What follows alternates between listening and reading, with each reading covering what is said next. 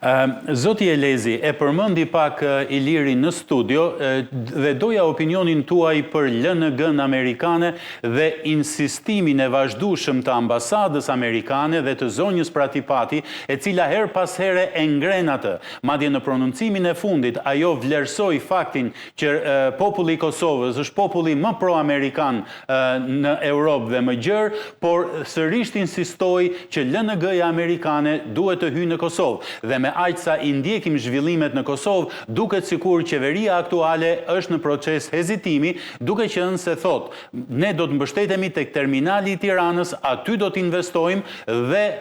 LNG-ja do të vijë nëpërmjet Shqipërisë.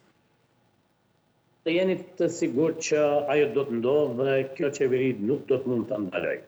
Pavarësisht se ka disa deklarime të kryeministit dhe një pjesë të vetëvendosjes që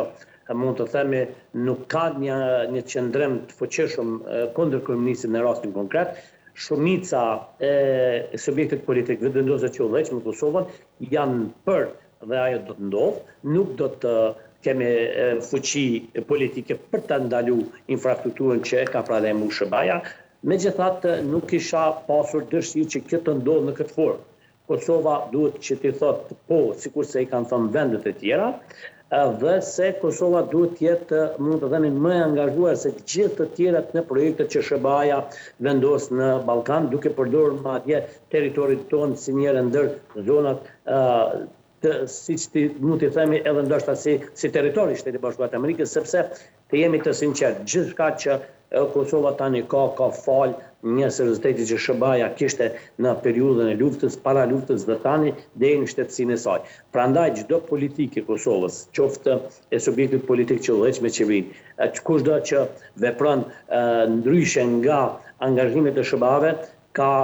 bërë trafik kombëtar dhe kurdo do të del para drejtësisë Kosovës në lidhje me dëmtimin e marrëdhënieve mes dy vendeve, përkatësisht dëmtimin e sigurisë kombëtare, nga se çështja e raporteve Shëba-Kosovë kalon në dimension të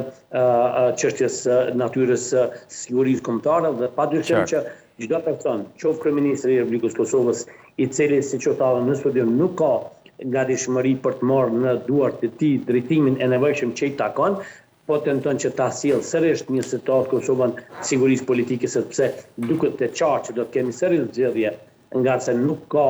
gatishmëri që të ndaj pushtetin me subjekte tjera politike, posa që është njëra nga pozitat me të cilat Shëbaja kishte mbajtur në një marrëdhënie të vazhdueshme pozita e presidentit, dhe kjo është situata që e kemi para nesh dhe besoj dhe uroj që do të kemi ndryshim në të kundërtën, pasojat mund të jenë edhe serioze, edhe të natyrës, ndoshta vështirë të riparueshme.